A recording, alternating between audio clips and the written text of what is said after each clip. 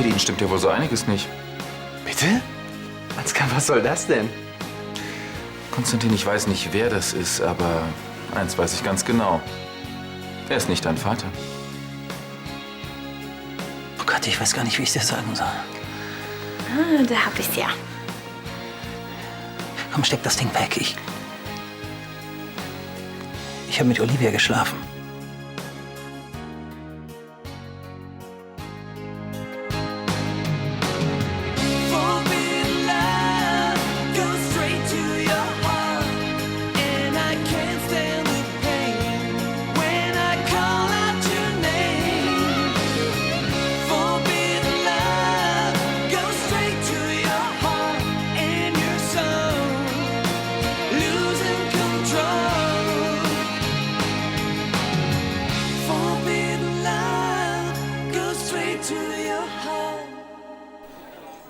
Du hast mit Olivia? Charlie, es tut mir so leid. Ich habe das doch nicht gewollt. Du weißt doch, wie diese jungen Dinger sind. Erst hat sie mich abgefüllt und dann hat sie mich verführt. Wohl eher andersrum. Ich kann's dir auch zeigen. Steck das Ding weg. Es war wirklich nur einmal, ehrlich. Einmal stimmt, aber dafür gleich 3-mal. Charlie, wir lassen uns doch von dieser Göre nicht die Verlobungsfeier versauen. Ihr habt euch gerade verlobt? Halt endlich die Klappe, ja? Charlie, bitte. Ich wollte dich heiraten. Tante, das tut mir wirklich leid. Ich habe da noch nicht gewusst, dass Bernd dein Freund ist. Halt die Klappe. Aber wenn du jemanden zum Reden brauchst... Raus.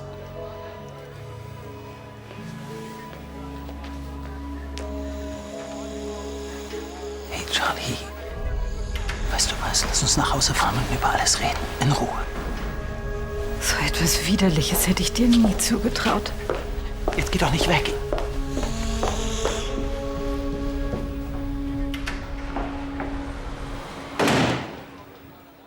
Entschuldige bitte, mein Bruder hat wirklich einen schrägen Humor und das ist absolut nicht komisch. Richtig. Dieser Hochstapler hier hat sich als dein Vater Hör ausgegeben. doch mal auf! Er weiß Dinge über Mama, die nur jemand wissen kann. Der sich ein bisschen Mühe gibt und genauer nachforscht. Jetzt sag doch auch mal was, das kannst du doch nicht auf dir sitzen lassen. Ich kann Ihr Misstrauen sogar verstehen, aber hier einfach mit haltlosen... Was heißt denn hier haltlos? Ist Ihr wirklicher Name nicht vielmehr Stefan Ohmann? Ein ziemlich erfolgloser Schauspieler, der bei dir offensichtlich die Rolle seines Lebens spielen wollte, um sich finanziell zu sanieren. Für all das habe ich natürlich Beweise. Heißt es, er hat recht? Ja, jetzt verlassen Sie endlich das Penthouse, sonst rufe ich die Polizei. Es tut mir leid. Verschwinden Sie. Es tut mir leid. Gerade du müsstest doch am besten wissen, wie schlecht es mir wegen Leonhard geht. Und dann sagst du mir, ich soll mich endlich damit abfinden. Denkst du, das versuche ich nicht schon die ganze Zeit? Jeden Abend sitze ich in meinem Zimmer und sag mir, wie aussichtslos es ist, dass ich mich neu verlieben sollte. Aber es funktioniert einfach nicht. Ich kann mich nicht damit abfinden, dass Leonhard mein Bruder ist. Ja, das verstehe ich doch. Ja, das habe ich gemerkt. Hallo. Ich habe uns was vom Thai mitgebracht. Reicht bestimmt auch für 3.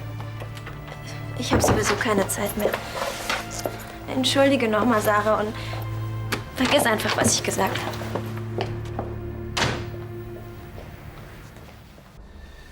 Hier, Brüderchen, auf den Schreck.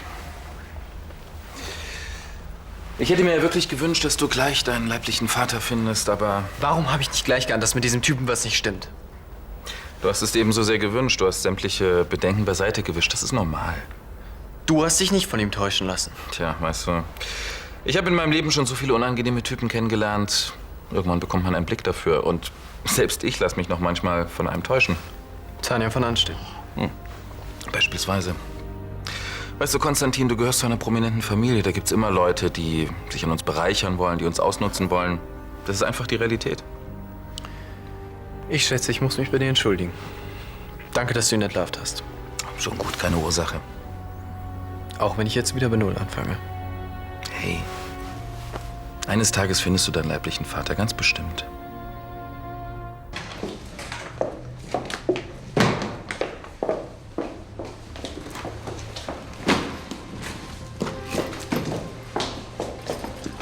Charlie. Charlie, bitte, wir sind doch erwachsene Menschen. Das mit Olivia, keine Ahnung, was sie gegen dich hatte. Aber sie hat versucht, uns gegeneinander auszuspielen. Wir dürfen doch nicht zulassen, dass sie damit Erfolg hat. Hey, Charlie, jetzt mal langsam. Waren wir nicht überglücklich miteinander? Ich liebe dich. Die Schlüssel.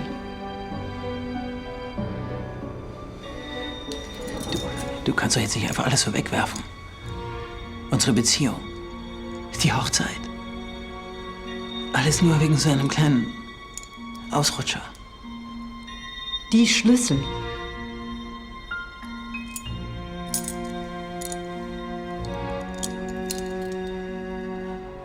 Na gut, okay, dann gehe ich wohl jetzt am besten.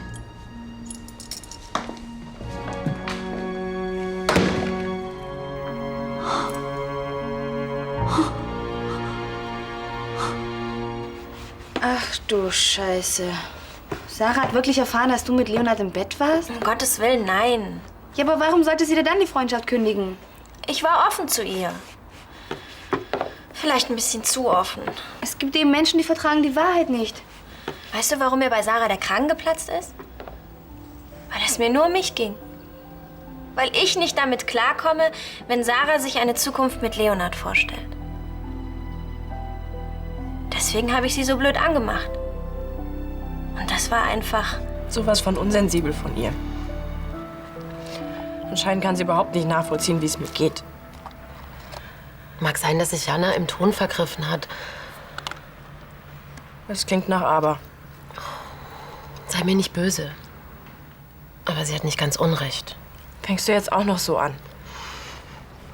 Sarah, wir alle wissen, wie schwierig die Situation für dich ist. Ja, davon merke ich aber nicht viel. Aber ob wir dich nun bedauern oder dir ins Gewissen reden, es ist leider so, dass aus Leonard und dir niemals ein Paar wird. Das weiß ich auch. Und du machst dich nur fertig, wenn du ihm ewig nachtrauerst und dir alles Mögliche mit ihm ausmalst. Was soll ich denn deiner Meinung nach tun? Dich ablenken, ausgehen. Vielleicht lernst du ja jemanden kennen, das wäre doch nicht das Schlechteste. Hey, ich will doch nur, dass du dir mal wieder was anderes anschaust als die Fotos von Leonard. Die habe ich doch schon ganz hinten im Regal verbuddelt. Ist doch schon mal ein guter Anfang. Und heute Abend, da checken wir zweimal aus, was Düsseldorf sonst noch so an Männern zu bieten hat.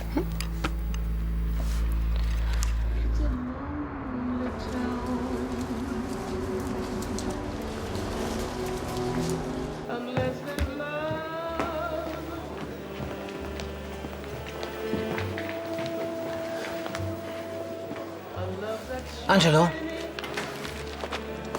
Herr von Weinbach, falls Sie es noch nicht bemerkt haben sollten, die Party ist vorbei. Ist Charlie da? Sie meinen Ihre Ex-Verlobte?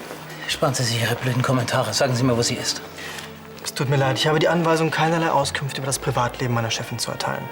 Und schon gar nicht an ungebetene Gäste. Tja, na gut, dann warte ich eben hier auf Sie. Geben Sie mir einen Cognac. Ich habe mich wohl gerade nicht deutlich genug ausgedrückt. Sie haben Hausverbot. Und fragen Sie jetzt bloß nicht, warum.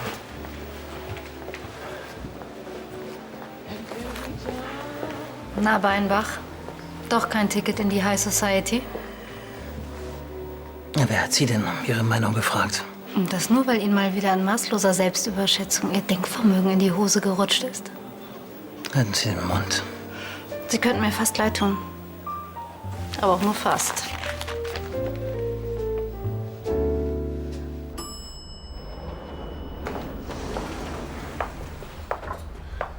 Hallo, Konstantin. Jetzt bist du natürlich zufrieden. Nein. Ich hätte dir sehr gewünscht, dass dieser Mann dein Vater ist. Und es tut mir leid, dass du so enttäuscht worden bist. Und wenn ich auf dein Mitleid scheiße? Ich bin nicht hier, um dich zu bemitleiden. Sondern? Du hast uns zur Genüge bewiesen, dass du auch allein zurechtkommst. Aber, Konstantin, findest du nicht, dass die letzte Zeit sehr anstrengend war? Für mich oder für dich? Für uns alle. Und ich sehe sehr wohl, dass dir das Alleinsein nicht sonderlich bekommt. Selbst wenn. Was geht dich das an? Das geht mich eine Menge an. Was hältst du davon, zurückzukehren? Nach Hause? Nach Königsbrunn. Wäre das so abwegig? Königsbrunn ist nicht mehr mein Zuhause.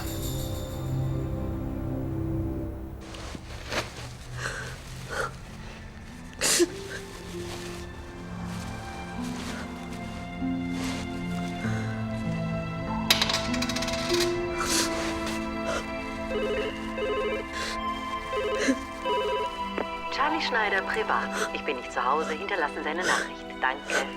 Charlie? Ich bin's, Elisabeth. Wenn ich irgendetwas für dich tun kann, dann ruf mich zurück, ja? Egal wann.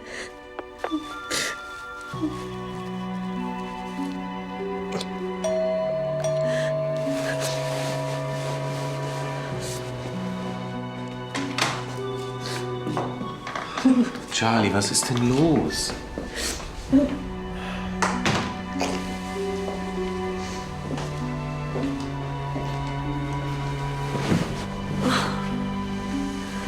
Alle haben mich vor ihm gewarnt.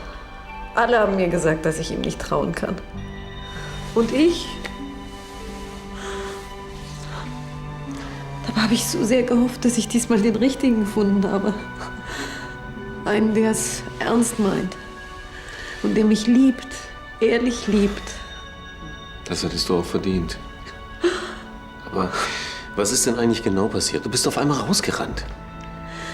Er hat mich mit Olivia betrogen. Das ist passiert. Er hat was? Vorhin auf der Feier hat sie ihn quasi dazu gezwungen, es zu gestehen. Mit Olivia? Kannst du dir das vorstellen? Oh, dieses kleine Miststück. Wenn ich die in die Finger kriege. Ach, das ändert auch nichts. Zwischen Bernd und mir ist es aus. Endgültig. Leonard. Vielleicht solltest du besser nicht dran... Hallo? Hallo, Sarah. Leonard. Ich wollte eigentlich nur fragen, was du heute Abend vorhast. Heute Abend. Da bin ich schon verabredet. Schade. Dann vielleicht morgen? Wieder zum Frühstück? Morgen früh? Shoppen. Da ist auch ganz schlecht. Ich habe noch ganz viel in der Stadt zu erledigen. Tja, schade. Ich melde mich dann die Tage wieder bei dir, wenn ich mehr Zeit habe. Okay, bis dann. Bis dann. Du wirst natürlich keine Zeit haben. Warum denn das? Weil ich dafür sorge. Hey, hast du die Entlassungspapiere für Frau Hilchenbach schon fertig? Hallo, ist was, Doc? Hast du Sarah von uns erzählt? Was meinst du? Ich meine, ob sie von unserer gemeinsamen Nacht weiß. Nein, natürlich nicht. Was ist denn jetzt mit den Entlassungspapieren? Oder meinst du, sie vermutet irgendwas? Wie kommst du da drauf? Wir haben eben telefoniert. Ich wollte sie fragen, ob sie heute Abend schon was vorhat. Und sie war irgendwie komisch am Telefon. So kurz angebunden. Tja, ich weiß auch nicht. Aber selbst wenn sie denken würde, dass du was mit jemand anderem hast, sie kann es dir nicht verbieten. Sie ist deine Schwester. Ja, doch, das ist uns beiden klar. Vielleicht hatte Sarah einfach einen schlechten Tag. Das kann schon mal vorkommen. Ja, mag sein. Aber ich kann mich schon darauf verlassen, dass sie von uns nichts erfährt. Ich meine, ich glaube, das wäre wirklich sehr schlimm für Sarah. Natürlich. Gut. Ah, hier, die Entlastungspapiere.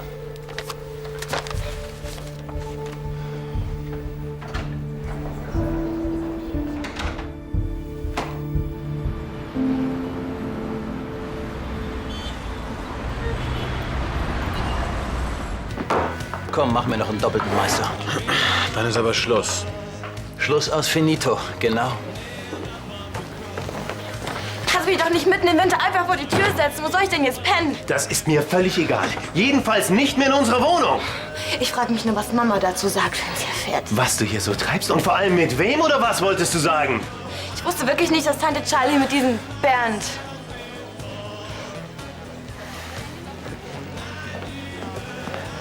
Und du, Freundchen, wenn du dich noch einmal bei meiner Schwester blicken lässt, dann gibt es Ärger, aber richtigen Ärger. Hörst Gehst du? mal an die frische Luft und beruhigst dich, ja? Ein bisschen spazieren.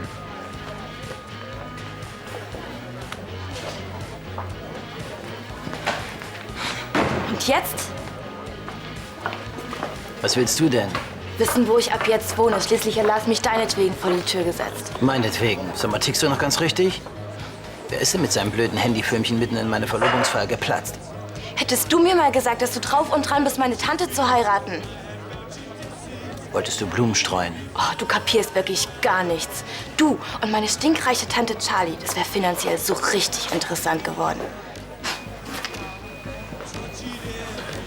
Hey, die Kleine hat's faustdick hinter den Ohren. Vor der musst du dich in Acht nehmen. Ach, wirklich, ja. Was interessiert die mich? Charlie hat mich vor die Tür gesetzt. Das ist mein Problem.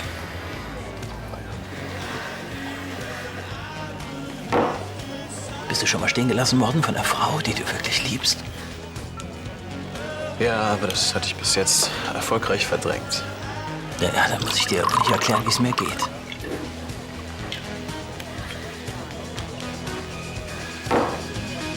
Also Ihr Auftritt, was soll ich sagen? Ganz großes Kino. Ja. Dass ich Sie bei Ihrem Talent nicht schon öfter im Fernsehen gesehen habe, ist echt ein Wunder. Naja, kann ich ja ganz froh sein, sonst wäre gleich aufgefallen, dass Sie nicht Konstantins Vater sind. Ja. Ja, natürlich kriegen Sie Ihr Geld. Ich bitte Sie. Wissen Sie was? Ich leg noch 2000 drauf. Ja. Ich rufe gleich noch mal zurück. Das ist nicht wahr. Hör zu, Nathalie, ich kann das Dieser alles... Typ im Fernsehen, den hast du engagiert? Pass auf, es ist... Konstantin hofft nichts mehr, als seinen Vater endlich zu finden. Und du?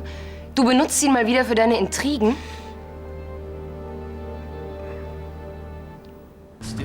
Kommt gut nach Hause. Ja, und seid froh, dass ihr noch eins habt. Wie wär's, du redest noch mal mit Charlie? Heute oder morgen? Charlie? Charlie macht Schaschlik aus mir. Der Typ war sowas von hohl. Findest du? Also, die Verpackung war doch gar nicht so schlecht. Hast du wenigstens eine Visitenkarte mitgenommen? Mist, das habe ich jetzt glatt vergessen. Hi. Hi. Hallo. Zwei so wunderschöne Damen. Mit denen trinke ich am liebsten. Am allerliebsten. Gregor, machst du uns noch 2 Drinks? Nein, mein Teuerster, ich mach dir höchstens noch ein Zimmer fertig. Du bist echt ein Freund. So? Und wo willst du jetzt hin? In deiner Verfassung wirst du dich höchstens verlaufen. Wer nicht mehr liebt und nicht mehr irrt, der lasse sich begraben. Goethe. Wiedersehen. Mann, hattet ihr einen im Tee? Liebeskummer. Das soll vorkommen. Na, machst du schon Schluss oder kriegen wir noch was bei dir? Ja, ich will mal eine Ausnahme machen. Wie wär's mit einem Single-Puzzling aufs Haus? Nathalie, glaubst du, es ist mir leicht gefallen, Konstantin so zu hintergehen? Aber auch wenn es ein bisschen absurd klingt, ich hab's für ihn getan. Er ist einfach verdammt naiv. Er hat tatsächlich geglaubt, sein Vater meldet sich auf Anhieb. Na und, hätte doch auch sein können. Ach, Unsinn. Weißt du, was passiert, wenn ein Ladenstein mit so einem Thema in die Öffentlichkeit geht? Ist doch völlig klar, dass die ganzen Lügner und Schnorrer Schlange stehen, um uns auszunehmen. Ja, wäre dir das lieber gewesen? Hätte ich abwarten sollen, bis sich so eine Zecke bei uns eingenistet hat und Konstantin dann erst recht enttäuscht wird? Dir ging es nur um deinen Bruder. Nein, auch um meinen Vater. Ja, für den ist es nicht gerade lustig, wenn sämtliche Details über Francescas Affären an die Öffentlichkeit kommen. Abgesehen davon, er liebt Konstantin inzwischen wie seinen eigenen Sohn. So selbstlos? Das glaube ich dir nicht, Ansgar. Sag mal, was willst du mir eigentlich unterstellen? Dir geht's vor allem um den Ruf der Holding. Ja, auch, natürlich. Ja, mein Gott, für die Firma ist es nicht gerade ein Vorteil, wenn wir hier ständig mit irgendwelchen privaten Skandalen Schlagzeilen machen. Aber das war wirklich nur zweitrangig. Natalie, hör zu. Es darf niemand erfahren, dass ich diesen Hohenburg engagiert habe. Und dass du Konstantin und deinen Vater schon wieder Das war nur zu ihrem Besten. Und außerdem, wenn es jetzt rauskäme, was würde das schon bringen? Es würde nur dazu führen, dass Konstantin komplett dicht macht und sich niemandem von uns mehr anvertraut.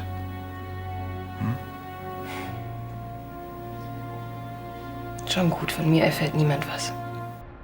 Pass mal auf, ein Song mit Schluchz- und Tränengarantie. Oh nein. Wie, oh nein, das war der Sommer des Jahrzehnts. Urlaub auf Korfu. Haha, mit Katrin. Nein, Ann-Sophie. Melanie? Hey, Paul. Ja? Nein, Gregor terrorisiert uns gerade mit den schlimmsten 90er-Jahre-Fetzen. Soll herkommen, der Junge, dann lernt er noch was über moderne Klassiker. Nein, nein. Ich warte oben auf dich, ja? Okay, bis gleich. Gegen Anne kommen deine Schnulzen auch nicht an. Gute Nacht. Mach. Aber ich hab noch einen, pass auf. Wie ist der? Gott, den habe ich ja schon ewig nicht mehr gehört. Aber du kennst ihn noch. Kennen? Kennen ist gut. Den Song habe ich früher 100 Mal am Tag gehört. Wochenlang, bis meine Eltern die CD von mir versteckt haben. Dann darf ich bitten. Ich weiß nicht. Aber ich.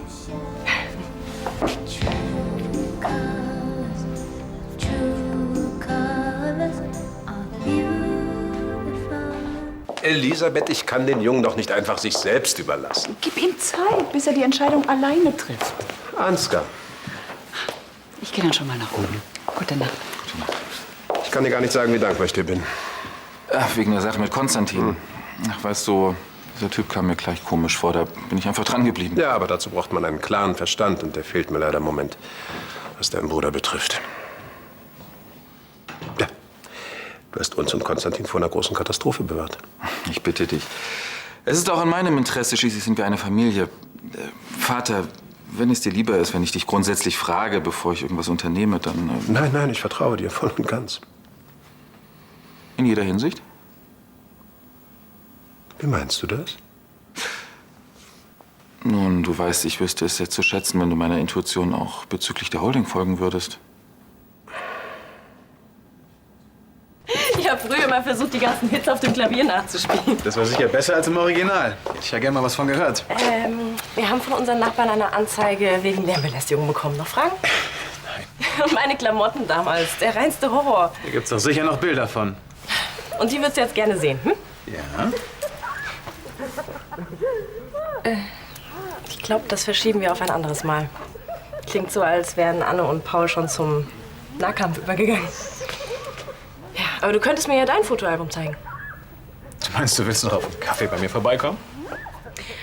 Und die Briefmarkensammlung nicht zu vergessen. Ja, ich werde dir alle Wünsche von den Augen ablesen.